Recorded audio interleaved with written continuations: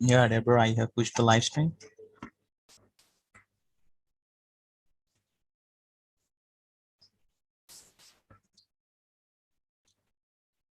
Deborah, I have pushed the live stream and I have made you host again.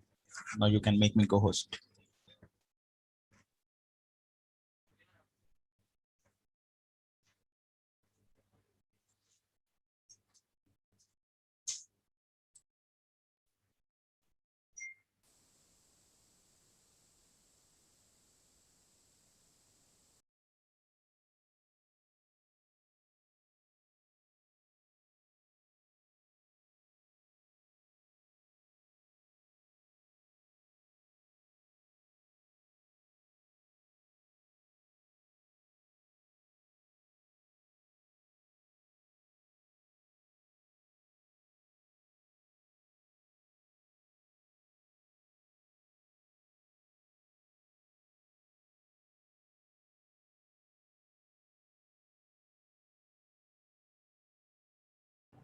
Brandon, I don't exactly understand why when I'm on speaker view, you are up as speaker. I don't understand that.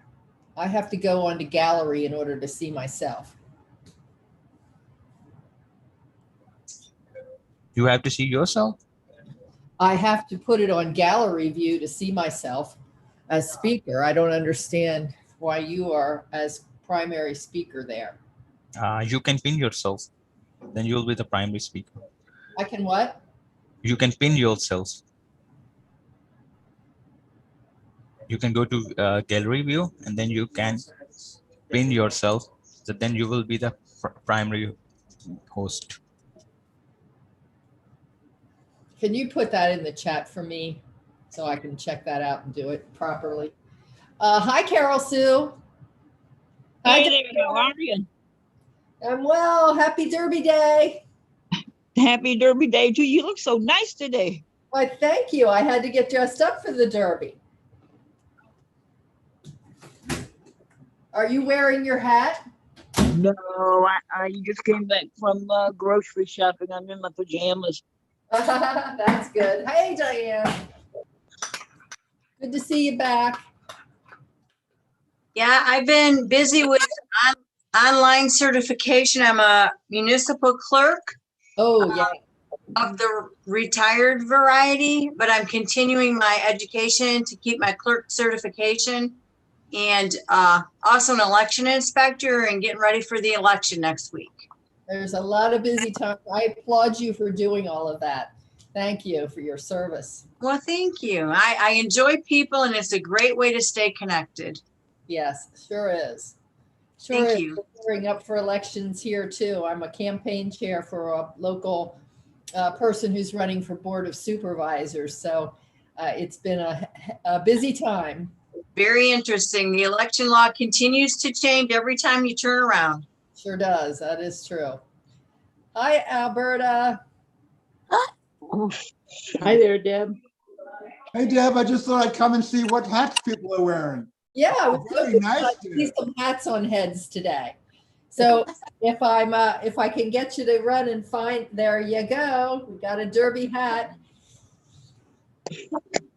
Who else has a hat on? Who's on camera? You can't get away with virtual backgrounds in this session. You got to have a hat.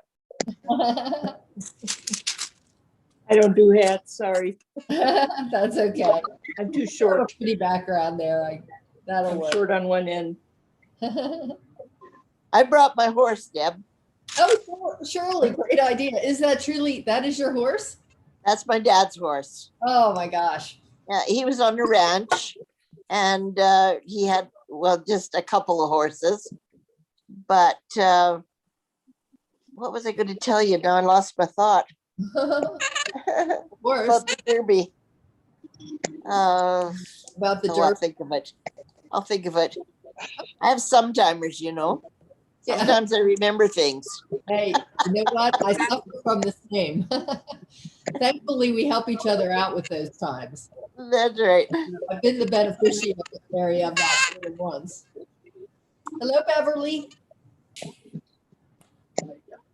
And hi, Carol. Still, we haven't seen you in a little while. How you doing? I'm hanging in there. Carol Sue said she was out grocery shopping. And now she's in her jammies. So she's going to join us without camera today, and no hat, but that's okay. We're good. Hey, we like jammies. Why not? Yeah, jammies is good. That is a nice hat, Deb. That's very springy, everything with all the flowers and everything. That's very appropriate for the occasion. Whether to wear this one or that one, made up a couple of them. So trying to get into the spirit for the Derby. And I love purple, Deb. Do you? Do you want me to send you this hat? It's pretty cool. Well, actually, I want to know if anybody has a winning horse for tomorrow, because it's a wide open race. I think it's 20 horses. So I want to get some picks.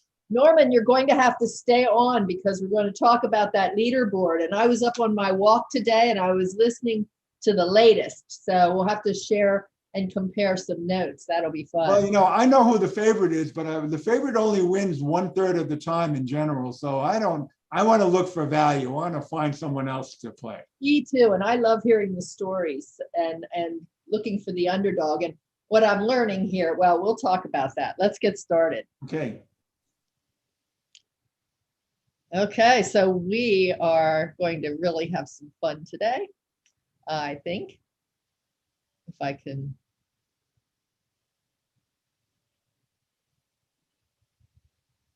Get everybody on camera. And now, whoopsie.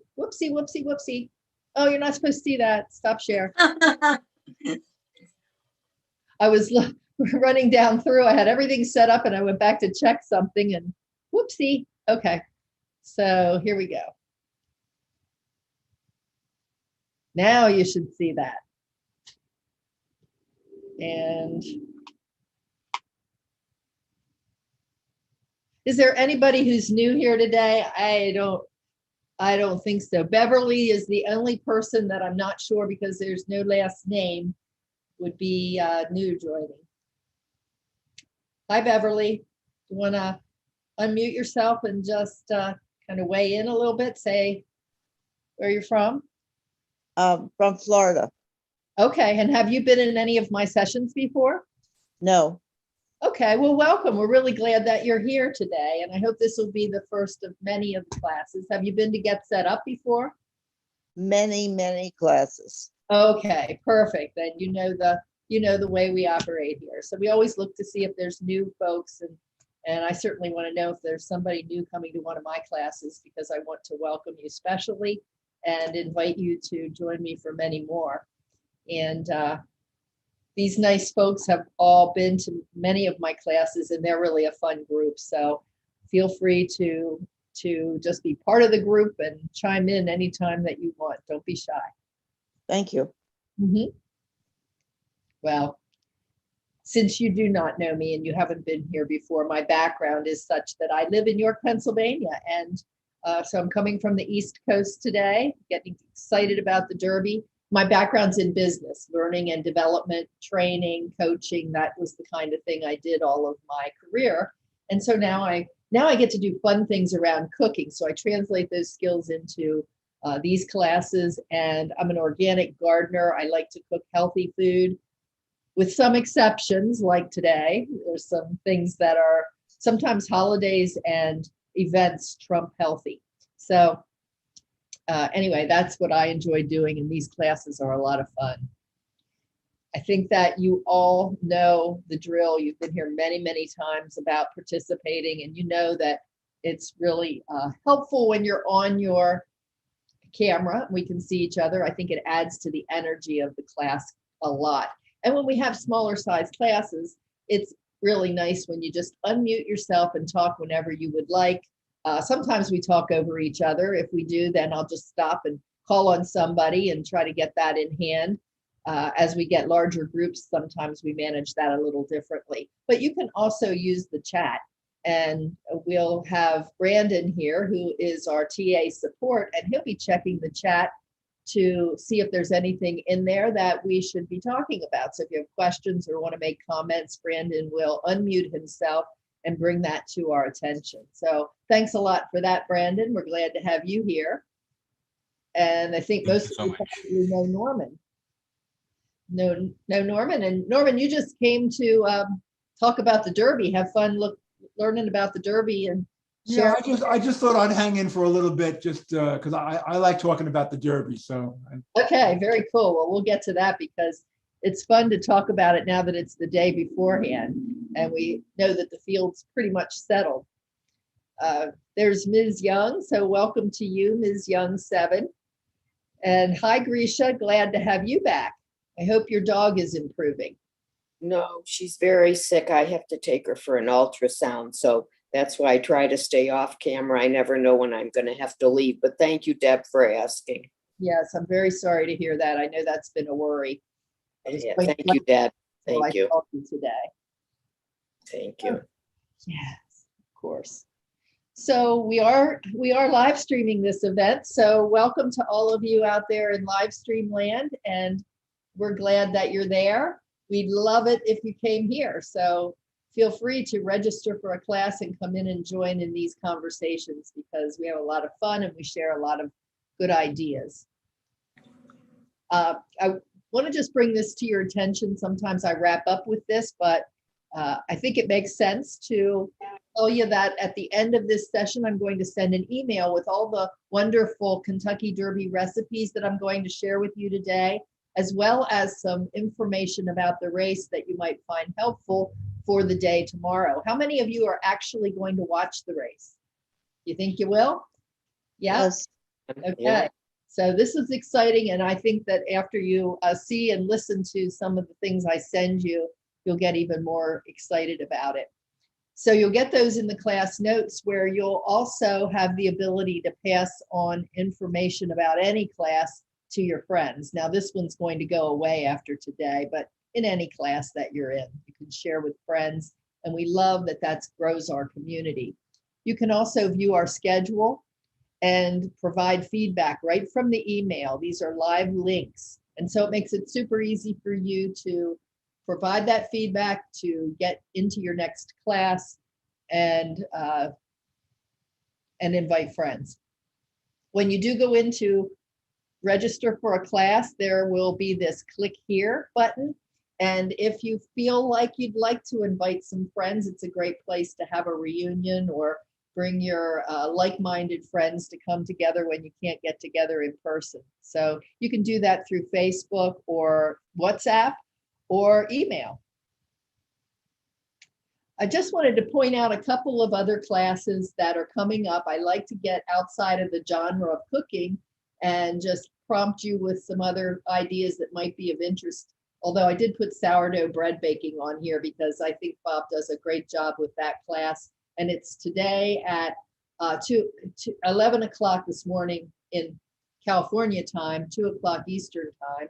And then tonight, one of our Australian counterparts is going to be doing a session on interesting animals around the world, on African wildlife. So if you're a night owl and you want to find some other things to look at, this one seems like it would be very appealing.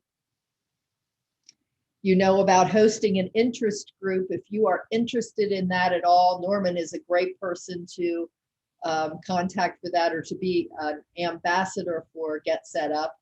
And you can always contact us at help@getsetup.io if you'd like to host an interest group or suggest a new class or share your organization with us, because that's how we grow.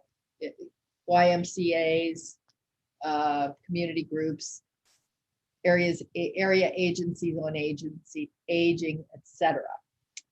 And you can also request a recording from here. So let's get into it now. Kentucky Derby trivia is where I want to start because that's going to just kind of remind us of what the Derby is all about and some of the history of the Derby. So I'm going to have a seat here for a moment while we go through the Derby trivia. This is the Kentucky Derby. Pardon me? 2021 Kentucky Derby will be on Saturday, May 1st, 2021, 12 p.m. until 7.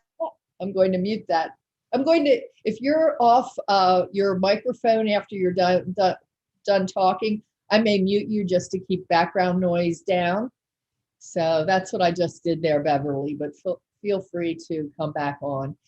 How many of you have actually attended a horse race or attended the Kentucky Derby? Yeah, Alberta, what have you attended the Derby or something else?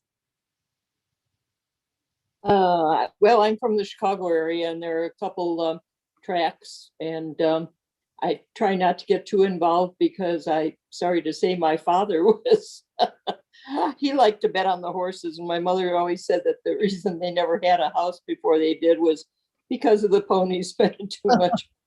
So it could become an addiction, so I better not be too close. But yeah, just for the fun here and there. Yeah. So your father sounds like my brother-in-law. He's very much into it. Well, the trouble is, one of the tracks, Hawthorne Racetrack in Cicero, Illinois, happened to be between his workplace and our home, and sometimes he could pick up a couple last races on his way home from work. So that was not good. No. Anybody else attend a horse race? No? Okay, so. Years ago, I attended horse races at a local track with my parents. The company that my dad worked for used to have group dinners there in the evening. And my mom and I had the best time. We had no clue what we were doing.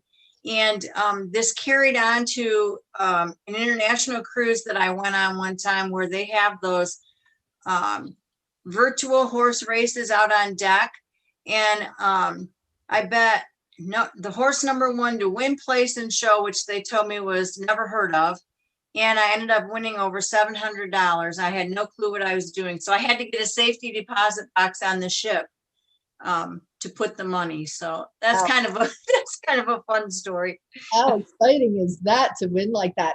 And you know what I was thinking as I was listening to the rundown about the Derby tomorrow is that this is a real race for a potential long shot, because it's a field that's not really got a very noteworthy leader. Mm-hmm. You know, there's not anyone that just absolutely shines. So you could pick somebody by name, a horse by name, or by the way they look, and have probably an equal chance of winning. And I find those to be the most fun. They're not quite as settled. Now, Norman might have other opinions about that, but we'll get into that. And there's a woman that's a trainer this year, right? Oh, yeah. Which horse is that? Mystic, help me out. Mystic something. Okay, we'll look that up, because we're going to look at the board, so we'll find that and recall what that is. Yeah, there's a Mystic something. Okay, so let's do some trivia here. So you might want to jot some things down. 10 questions. Let's see how you do, okay? We'll move through pretty rapidly. What year did the Kentucky Derby first take place? Was it 1875, 1900, or 1925?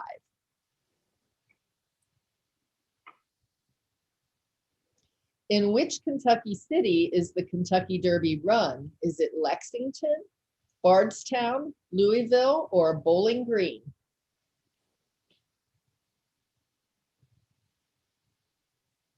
What is the name of the racetrack where the Kentucky Derby is run? Is it Suffolk Downs, Churchill Downs, or Lexington Racetrack?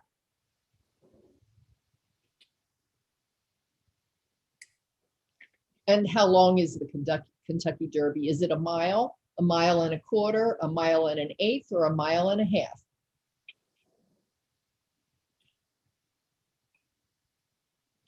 And how old are the horses that run in the Kentucky Derby? Are they 1-year-olds? Are they 2-year-olds, 3-year-olds, or are they any age under the age of 6?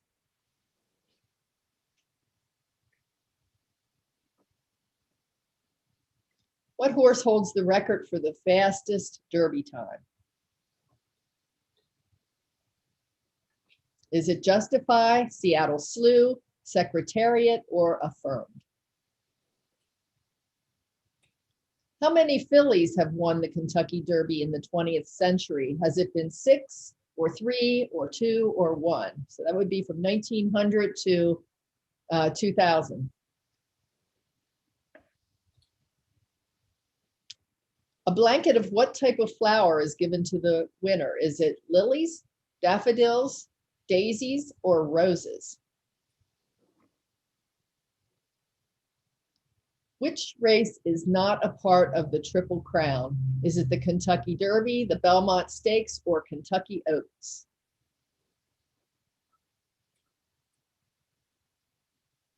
How many horses have won the Triple Crown?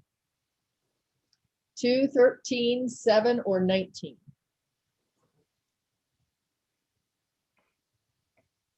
And bonus question, what is the signature drink of the Kentucky Derby? Is it an old fashioned, a mint julep, or a Bloody Mary? Okay, let's see how you did. What year did the Kentucky Derby first take place? Just shout out your answer. Not sure. 1900? That's just a guess. I have no idea. 1875. I would also guess 1900. It's actually 1875. Oh, So it's been around a while. In what city is it run? Louisville. Anybody have anything different? Louisville? Lexington. Louisville it is, Shirley. Louisville, huh? What's the name of the racetrack? Churchill Downs. Anybody have anything different? I think Churchill Downs too. Yep. Yep, you're right on that one. And how long is the Derby? How long's the race? Mile and a half. Mile and a half. Mile and a half. Anybody have anything different? It's a mile and a quarter. oh. Yeah, look, That's what I was gonna say, yeah. Those of us that Those go a mile ladies- and a half would be. what's that? I Those say ladies, those of us that go a mile and a half would be too far. Those ladies that answered had such an air of confidence. I love it. I know, that's great. Yeah, and we'll check on it. Remind me if we have time, we'll check to see what the other lengths of the races are for the Preakness and the Belmont. How old are the horses that run in the Derby? 2. A year? No, any other guesses? They are 3. Oh. 3 years old. 3-year-old. 3-year-olds. What horse holds the record for the fastest Derby time? Secretariat. Secretariat. We all know that wonder horse, Secretariat, and I have got to give him his due because I think he hit me in the middle of my horse crazy years as a teenager. And I was so mesmerized. And it's when I first began watching all of these races. And there he is. His nickname is Big Red. He actually had a bigger than normal heart, which was one of the reasons why he was such a tremendous athlete. And he was the first Triple Crown winner. In 1973, was the first in 25 years. His speed record was 1:59.40, and only 2 horses have come in under 2 minutes since in the Kentucky Derby. He went on to win the Belmont Stakes by 31 lengths. That was quite a dramatic race. And the jockey on Secretariat was Ron Turcotte. How many fillies won the Kentucky Derby in the 20th century? That one I don't know. Take a guess. I guess 3. 3 it is. Oh, And cool. the Kentucky Oaks that is raced the day before the Derby is actually the filly race, a filly race. A blanket of what type of flower is given to the winner? The lilies. Lilies, I hear. What else? Daisies. Daisies. Roses, the running for the roses, we call it. Oh, Derby is running for the roses. Which race is not part of the Triple Crown? Kentucky Oaks. Oh, yep. If you didn't already know that, I certainly gave it away when I mentioned that being the race for the fillies. What? Okay, Kentucky Derby and Belmont Stakes are two of the Triple Crown. What is the third? What is the third race in the Triple Crown? Belmont Stakes? That's the second. Yeah, we have two up here, Kentucky Derby and Belmont Stakes. And the third one is the Preakness. Oh, Wow. How many horses have won the Triple Crown? The Preakness, the Belmont, and the Kentucky Derby.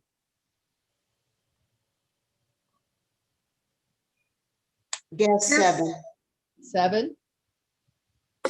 that's my guess. I agree with her. Okay, a lot of 7s.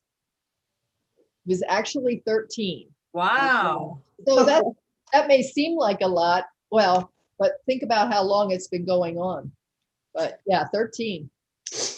And what is, as a bonus question, the signature drink of the Kentucky Derby? Mint Bloody julep. Mary. Julep. It is the mint julep. So how'd you do? How many of you got 10? You're funny. How many got above 5? Yeah. Yeah. How Well, many didn't keep track? Me. what'd you say? See, how many didn't keep track? Me. That's okay. That's okay. That was all for fun and to learn a little bit more about the Kentucky Derby. So let's take a look a little bit more. Norman, are you still here? Because we're going to talk about the leaderboard now. So come back on camera if you're there. So the leader right now that is at the top, he's got 2-to-1 odds, is Essential Quality. So we've got Essential Quality, and he is a gray. So Essential Quality is a horse that is, I'm going to just show you him arriving at the track. Now, in Kentucky Derby history, only 8 grays have won the Derby, 8 grays. The last one was Giacomo in 2005. So this one right now is favored, but not by very much. He had to work very hard to win his last race against another horse that is racing in the Derby. And so this is one of those races where anything can go. He's no secretariat. Let's look at the leaderboard. Now this is the board by the post position.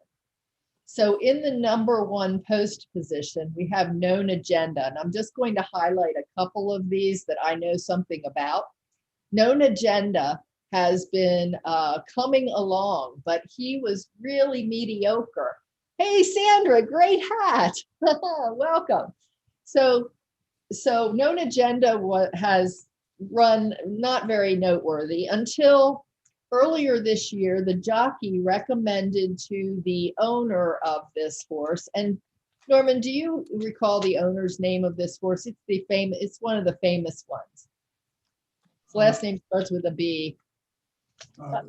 Baffert, probably. Yeah, that's who it was. That's who it is. So he doesn't listen to just anybody, but the jockey recommended that the horse run with blinders, and the horse has Blinkers. Yeah, blinkers. The horse has run extraordinarily well with blinkers, but only in like 2 races so far. So kind of an unknown quantity, but the other thing about this post position is that it's a brand new number 1 gate this year. In the past, the number 1 gate was had a view of the rail, so the horse saw the rail, and now it's positioned in such a way that the horse is going to see the field straight out in front, see the field. So a little. And by the way, Deb, I don't know if people know what blinkers are. Blinkers allow the horse only to see straight ahead. They can't see the sides. Yes, thank you for that. So we have some blinkers on Known Agenda. And then we have Sainthood down here. So known agenda is 6-1. He's come up, he's doing pretty well in the odds there. Sainthood and Keep Me in Mind are both at 50-1. So if you want to bet on a long shot, those two are ones to consider. That's actually a cool name for a horse. Keep Me in Mind. Keep Me in Mind. Yeah. Medina Spirit also seems to have some potential here. So he's in at 15-1. And how appropriate would it be for a Derby horse to win the Derby that is named Midnight Bourbon, given drink of the Derby? So Essential Quality down here is the 2-1 favorite. And the one that I'm liking here is Rock Your World. So Rock Your World, I took a note about that. Rock Your World is a California horse. And it's the best California horse since Life is Good actually dropped out. So there were a few horses that were pretty good ones that ended up not being part of the final field. So Highly Motivated, for me, I like that name. And Highly Motivated is 10-1 and seems to be improving as well. So I'm feeling like I might place a bet on Highly Motivated. But then again, if you like to play names, how can you go wrong with Soup and Sandwich? How can you go wrong? And if you like to play the odds, you know, you like to play on some middle of the pack kind of horses that just might emerge, there's Soup and Sandwich. And here's Bourbonic. I don't hear much about Bourbonic, but 30-1, same odds. Now let's see if we can find that one. Did you see the one you were thinking of there, Alberta? Could it have been Medina Spirit? Or was it definitely one that had Mystic in it? What do you think, Alberta? Not sure. Okay, so that is the field. And I'm going to send you a video. It's a 13-minute video that gives a little bit of a background on some of these horses that you might find interesting. So let's get started in cooking and recipes and why you might have come to this session.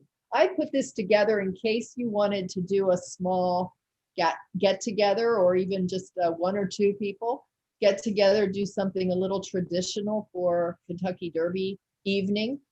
Just so you know, the Derby will be aired on NBC. I think that the real fun part starts around 6 o'clock, 6:09. They start to bring the horses to the track and they start telling some stories about them, and they sing Old Kentucky Home. And then 6:57 is post time. So you definitely want to be in front of your TV for that. And these are some recipes that are traditional recipes of the Kentucky Derby. They've since, or of Kentucky, they've since expanded. Of course, they serve different things all the time, but if you wanted to do something traditional Kentucky, you might look at these recipes. So the first one is for hot browns. And this is a sandwich. I'm going to make that today. It's a sandwich that was created by Brown's Hotel in Kentucky, and it had about 1,000 calories. It was so decadent when I looked at the original recipe that I couldn't quite bring myself to do that one. So I picked another one. It's by no means out of this world healthy, but it is a trimmed down version of the hot browns, and I've had it a few times now, and I really like it. The second one is pimento cheese, and that often gets served with pork rinds, but of course you can serve it with crackers. And I made a few versions of this, so I'll tell you about my experience with that. And then Kentucky burgoo. How many of you have heard of a burgoo? Anybody know what a burgoo is? So it's like a stew, and we'll take a look at that. And Benedictine spread. and bourbon balls. So I've made a different version of bourbon balls. I made one last week and I tried it, and I have some ideas for maybe how to improve upon it. So I'll give those to you verbally, and you'll get the recipe and you can make the modifications if you so desire. And then we'll also take a look at the mint julep. So let's take a look at these hot browns to start. And this is what they look like. I'm going to stop my share right now because I'm going to assemble a hot brown and tell you all about it. First, one of the things about the hot brown is that you're going to want to broil some tomatoes. I just have sliced tomatoes here, and I'm salting them and peppering them. And I've already drizzled some olive oil on them, and I'm going to put them in the under the broiler for about a minute or so, and then I'm going to take them out and flip them and put them in for another minute. We'll see how that works. And while I'm doing that, Alexa, set the timer for 2 minutes. I'm going to prepare the bread. So the recipe actually calls for white sandwich bread. I'm not too keen on white sandwich bread, so you can try what you like. And I have what is here a onion rye bread, and I thought it was super good with this onion rye bread. And what I'm going to do with the onion rye bread is butter it. There's always something I don't get out of the drawer before class. So I'm going to butter it and then salt and pepper it just on one side. And then when those tomatoes are done, I'm going to broil this a little bit on both sides just to toast it up. Deb, excuse me, we can't see what you're doing. Oh, thank you. Thank you. I wanted to stop my share. Thank you so much. Thank you. Okay, so this bread is the rye with onion bread, and I'm buttering it, and I'm going to salt and pepper it. So just a little bit of pepper on this bread, a little bit of salt, and I'm going to then put it in the broiler when the tomatoes are finished. So those tomatoes were just salt and peppered as well with a little bit of olive oil. So my bread is ready to go. And then what I did was created this cheese sauce. So when I look at the recipe, I'll talk you through the cheese sauce. I didn't, in the interest of time, I couldn't really do it all here. But this cheese sauce is made with whole milk and a couple of tablespoons of butter, a little bit of flour, and then sharp cheddar cheese. And I can smell my tomatoes, so I want to check them. Cheddar cheese and some Parmesan Reggiano. So there's Parmesan cheese in this. Alexa, timer off. And there is also a little bit of grated nutmeg in here, a few dashes of hot sauce and kosher salt. So you mix that on the stove until it's thick. You bring the milk to a simmer, and then in a medium saucepan separately, you melt the butter, add the flour, so you're making a roux, and you whisk that, and then whisk in the hot milk. So you can heat that milk in the microwave if you want to. And I better get my tomatoes out before they broil themselves to death. And now I'm just going to flip those around.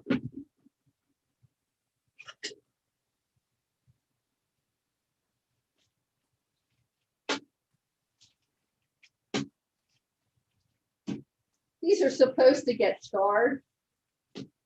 I'll leave them in on the second side a little bit longer, but my experience so far has been that they don't really get charred in my oven unless they just go to nothing. So I'm happy if they're just boiled a little bit, and then I add them to the sandwich before they go completely to nothing. So we're going to give that, Alexa, set the timer for a minute. So anyway, what we're doing with that roux is mixing the hot milk into that until it starts getting thick. It takes about 5 minutes. And then you remove it from the heat, and whisk in the cheeses at that point, and the cheese will melt. And then stir in the nutmeg and the hot sauce. So I have had this cheese sauce in the refrigerator for a week, or probably about a week now since the last time I did this class. And I'm going to finish using it today. So I heated it a little bit in the microwave. And in fact, I'm going to do that just a little bit more right now.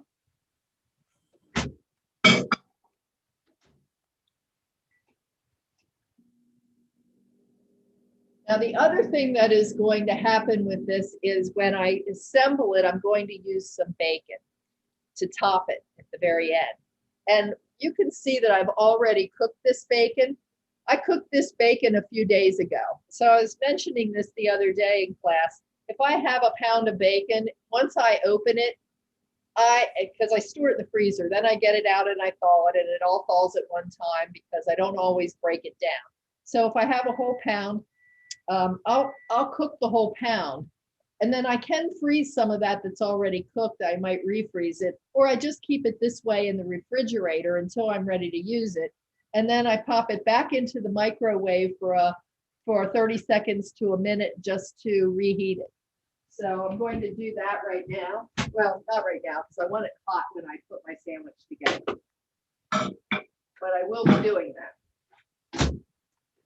All right, so my cheese sauce is a little thinner now since I did reheat it a little bit more. And my tomatoes should be finished. So I'm going to take that out. Yeah, it's not exactly charred, but I think that's okay. It's cooked. So you can see they didn't get black or any, they didn't get charred. So you can experiment if you want to leave them in longer. In the interest of moving our session along, I won't do that today, but I am going to now put the bread on this same pan, and I'm going to broil that for a minute or so on each side. Alexa, set the timer for 1.5 minutes. You know, you're making us all hungry. Am I? Well, that's the intention. What time is it where you are? It's 9:40. 9:40. Oh, you have I just had my breakfast. Okay, you have a way to go to lunch, but it should give you plenty of time to get these ingredients so you can make yourself a hot brown. Anyway, so the topping, that the way that this hot brown gets garnished is with some chives and some parsley, which I was fortunate enough to get from my garden this morning. So I'm going to cut that out, cut that. There is nothing more rewarding, and you don't need a lot of space, than going outside your door and clipping fresh herbs for whatever you need. It's just doesn't get any better than that. Keep knocking my hat into everything. It's a rather big hat for the kitchen, don't you think? Oh. I forget what my husband was saying. He said, "You have your pearls on. You're like Julia Child in the kitchen." Well, I said, not exactly. So I have this tomato knife, and I'm just using it because I'm only cutting a little celery or a little bit of parsley and chives. I wouldn't necessarily use it, but since I have it out, I wanted to show it to you. Oh, that bread was just perfect. Alexa, timer off. So it's just perfect, and I'm going to put it in under for another minute on the other side. Alexa, timer off. See if I can remember to just, instead of setting her again. So this knife, does anybody have one of these? Nope. I highly recommend these for slicing tomatoes. They are the best thing in the world for slicing tomatoes. They're also looks like a fish fillet knife. It does, but it's very, very thin. Oh yeah. And it's magnificent for cutting tomatoes. I also like it too if I'm not using my egg slicing gadget. It slices eggs, hard-boiled eggs, pretty nicely too. Oh yeah. Yeah. So this is a great knife. My mom introduced me because she had one and I bought my own. And I'll probably take hers at some. She's not with me any longer, so I want to take that knife out of anything that I keep. I need that knife. It brings memories. Do you have certain things in your kitchen like that from your mother, or things that your mother used that remind you of her that you feel like you want to keep? Anything like that?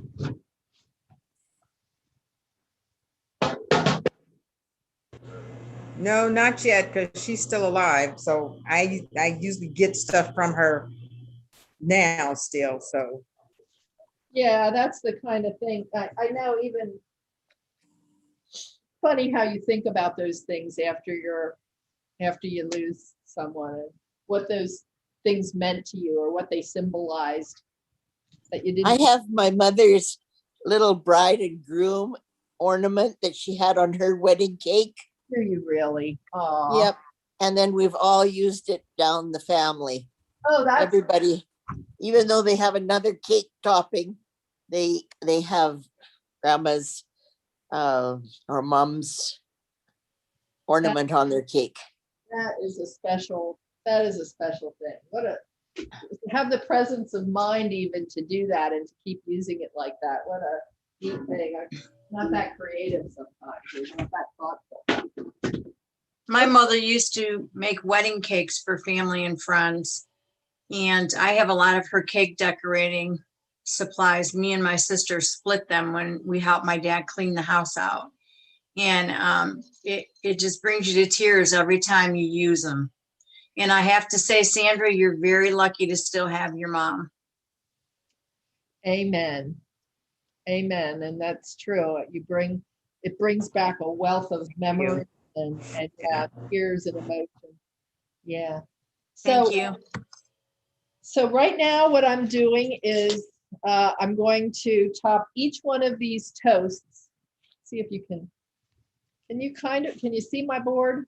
We're working on this for even better camera, but we have to work with what we have right now. So I'm going to top this now with roast turkey. So I bought sliced turkey off the bone, and I'm just going to put, this is an open face sandwich. So I'm just going to lay a generous amount of this turkey on the bread. Check my time here. Oh, it's 11:45 already. Lordy. How's everybody's time? Do you have another class? For I anybody? do. Okay, so for anybody who wants to hang around, if I continue, I might go a little longer here, but I'm trying to snap these together. So I want to show you a few more recipes. I might be okay. So we're doing those, and then we're going to top them with tomatoes.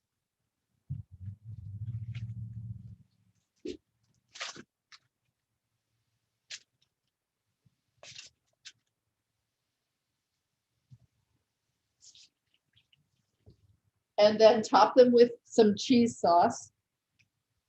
And I'm going to put these in a pie. I'm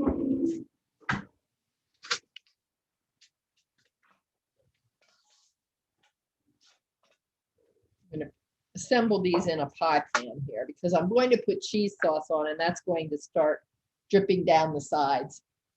So some cheese sauce on top here.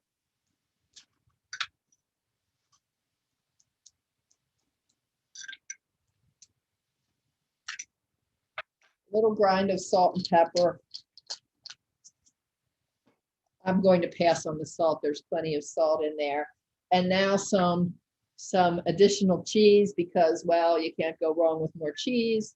Little shredded sharp cheddar. Use a sharp cheddar. That's nice. And then a little bit of grated Parmesan. Parmesan Reggiano is what they suggest, but if you've checked the price of that lately, sometimes it's just okay to go with a lesser Parmesan. So I'm putting that on, and I'm going to now bake this for 2 to 3 minutes until it's golden brown. And I'm going to then top it with the bacon. Alexa, set the timer for 2.5 minutes. And while we're doing that, I'm going to show you some other recipes. So I mentioned to you that that we have the bourbon balls and the pimento cheese. So let me just pick a few today. I'm going to show you the Benedictine spread, just to show you that I made it. And I really like it. And here's how it looks. Needs a little stirred up. It's been in the refrigerator. But it's a nice green dip because it has a tiny bit of food coloring in it. And it was a recipe that was made by a caterer in Kentucky way back in the early part of the 1900s, I believe it was. And it just is a mild cream cheese with cucumber in it. And it was used on those little cucumber sandwiches that she would make up. So it's cream cheese, mayonnaise, sour cream, chopped cucumber, a little bit of green onion, and you're going to get this recipe, and a little bit of dill weed, black pepper. And so it makes for a really nice dip, and you can use it on vegetables. You can spread it on sandwiches. You can use it as a dip with crackers. So I enjoyed this, very mild, very flavorful, veggie light kind of dip or spread. So that is one of the recipes that I thought was a keeper. And I've had some friends who've tried it now, and my husband just loves it. So I did give away my container of pimento cheese, but I made that as well. And I made a recipe for the first class, and I'm going to just share this with you.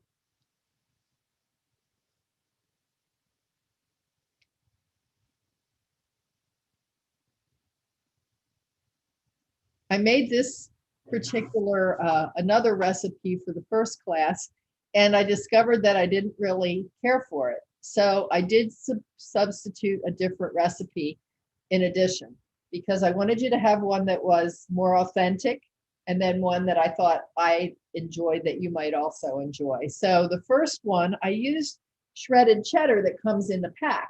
You know what I mean? That you buy and it's easy to use. And I learned from that when you mix the pimento cheese, you're not really blending it. Alexa, timer off.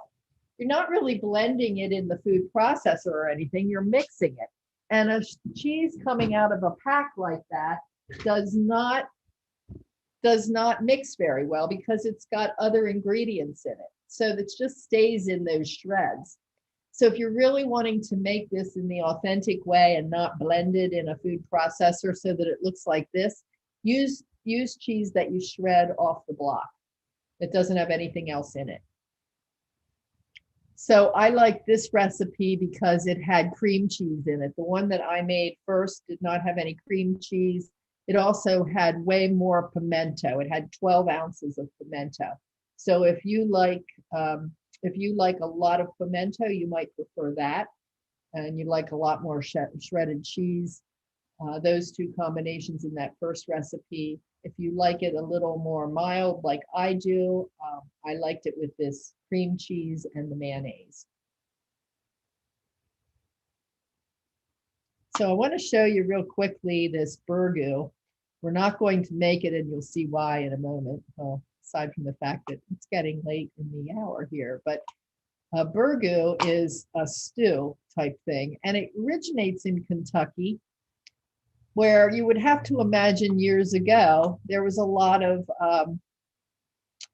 hunting going on, and it was not a very poor, or it wasn't a very, it was kind of a poor state. There were a lot of poorer people in Kentucky, and they were living off the land a great deal. So what I see with this burgoo is now it would be rather expensive to make, but in the day, it was what they had. So you can see that it is a stew made with beans.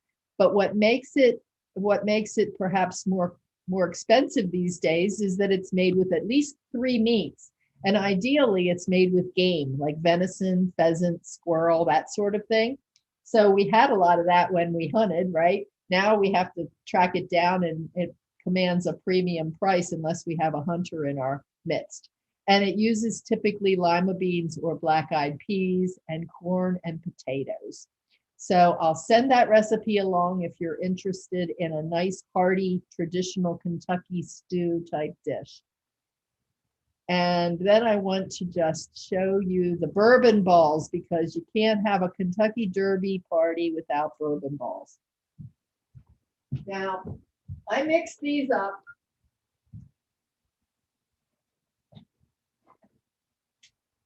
Earlier today because they needed to have a good soak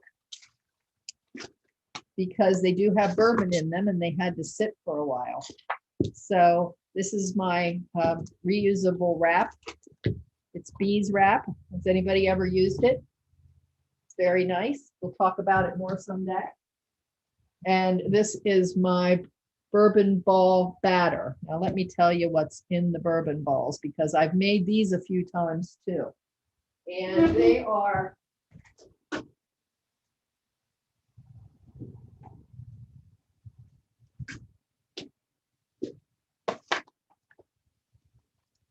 they come out like this. Now these have been in the fridge for a couple of days. These were from my first batch. So what I would want to do, and I'm showing you this, they're less than perfect right now, but if you had these in your refrigerator and you wanted to freshen them up, you could just re-roll them, dampen them a little and re-roll them in more confectioner sugar, which is what's on the outside of those. So they keep in the refrigerator very nicely. They just get a little dull with the sugar soaks in a little bit. So what I found when I made this recipe, which I'm going to send to you, what I found is they were super sweet for me. So today I made them and I cut down. You might want to write this down if you're interested in making these. Here were my changes to this recipe. This recipe called for a cup of fine vanilla wafer crumbs. I used 3/4 of a cup. It called for a cup of finely chopped pecans. I used 1.25 cups. Some of that had to do with making them a little more healthy and some because I only had 3/4 of a cup of the vanilla crumbs left. So we make do, right? And then it calls for 2 cups of confectioner sugar. That's what really set my teeth on edge. I thought those bourbon balls were way too sweet for me.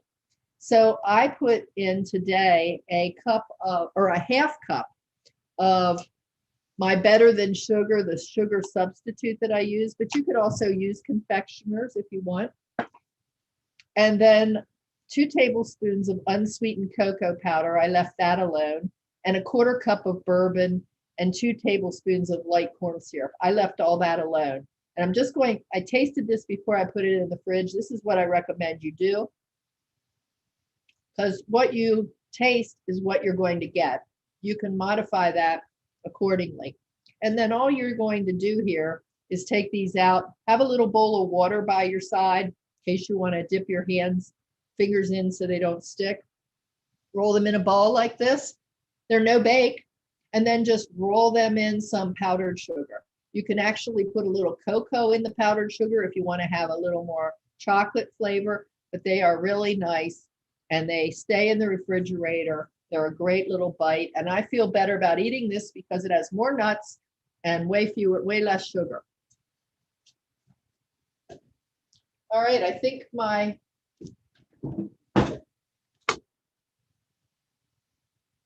sandwiches are done.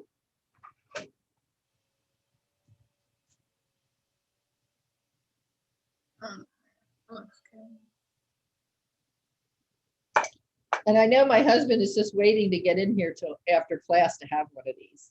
So they're delicious and they're nice and crusty, so you could pick them up or eat them with a knife and fork. So now the last thing that I have to share with you is this whole mint julep idea. Anybody ever make a mint julep? No. All right. I'm going to demonstrate it very quickly. Deb, I have a question. Yep. Are you going to send those substitutions that you did for the bourbon balls with the recipe? You know what? I will do that. Okay, perfect. I will do that. Perfect. So this is what I'm doing. I've got 10 mint leaves in the bottom of this glass. I've got a mortar, a pestle, what do you call them? What do they call it in drink making? A muddler. That's what it is. Muddler. and it calls for a teaspoon and a half of sugar. I'm going to use my sugar substitute, and it says the finer the better on the sugar. I'll send you this recipe too. Alternatively, you can make a simple syrup, and what you can do with the simple syrup is float some mint in that and make it mint infused simple syrup. Then you don't have to fool with the muddling. So I'm just going to muddle this a bit, just to break in the oils of the mint.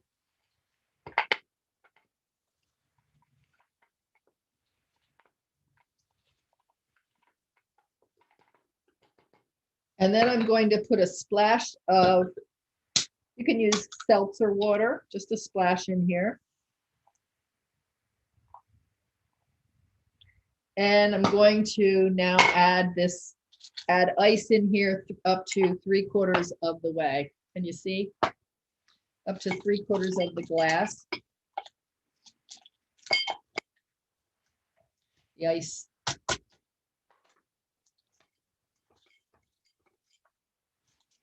The ice froze in the measuring cup. So much for being prepared. There you go. I like my drinks very icy, and I'm not really much of a bourbon person.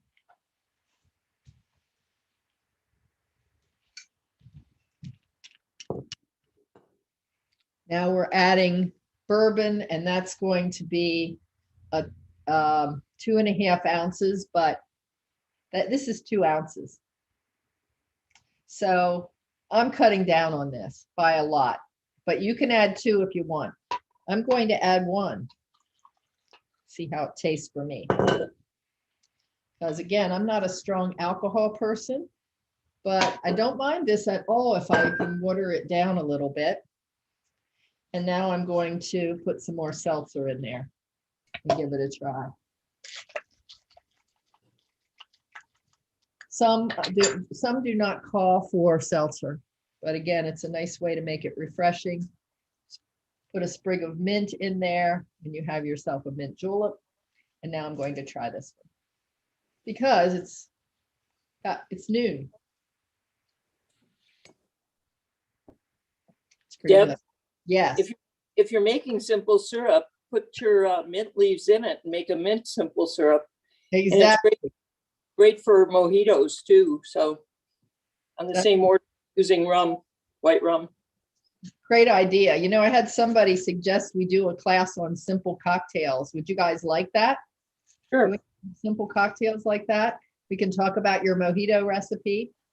Sign me up. Okay. Which, by the way, I wanted to just mention, Alberta sent in a recipe for her frozen margarita. So I am going to start sending that out along with my other recipes in the Mexican Fiesta class as well, because they're just a little more, they're a little sweeter, a little more to my taste, and you might enjoy them too. So it is of the hour now. In fact, it's a little past. So I'm going to just share screen here and wrap up. Are there other questions that you have before we say goodbye today? Well, I just wanted to make a comment on back with the green spread that you made. Yes. Back in the day, I want to say in the 80s, I remember when I used to give a lot of parties for my friends and stuff, we used to have a bakery that made colored bread. So we would get the bread and make the cucumber sandwiches based on whatever the party colors were. So that was, we used to do back in the day. Oh, that's really a neat idea. Colored bread. So Yeah.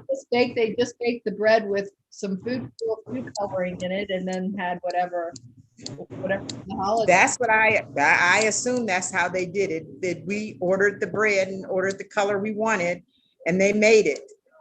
So very neat. It's closed now, but yeah, I remember that. That brought back memories when you brought that out. Brought out the green dip.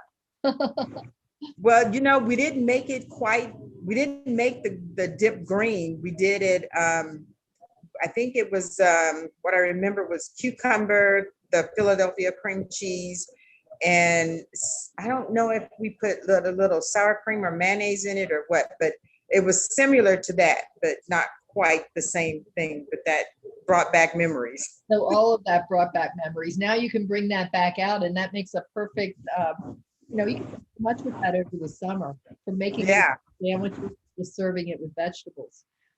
So I want to end with this last thing. How many of you, for those of you who want to stay on the line, I understand if you need to go because it is after 12, but I wanted to end this with the Old Kentucky Home, because I listen to this being played all the time during the Derby, and I never know all the words.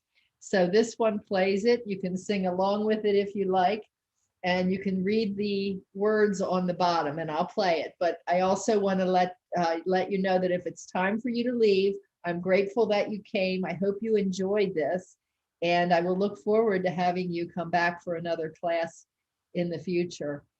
So thank you. Have a good one. Got another class.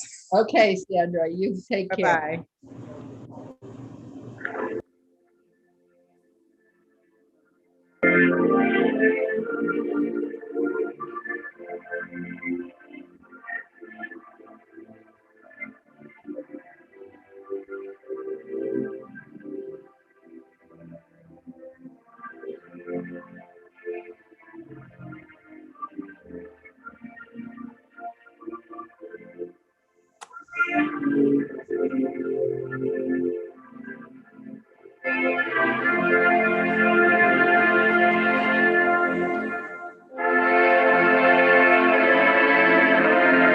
Does anybody else know the words to this? Know the words?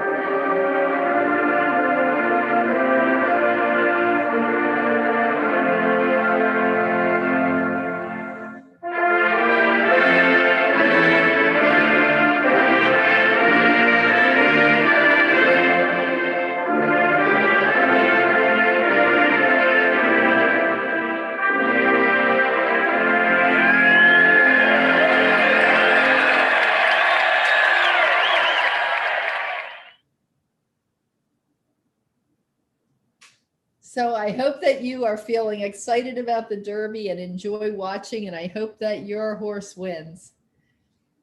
Have a great, great afternoon, everyone. Take care.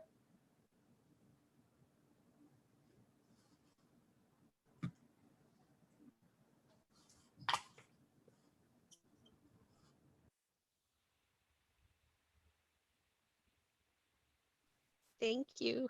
You're welcome. Thank you for coming. Thanks, Melinda.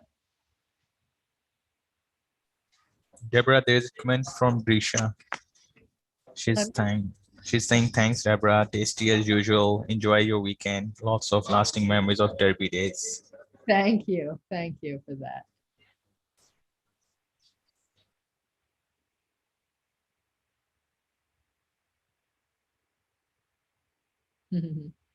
All righty. Bye-bye. Thanks, Brandon. Thank you so much.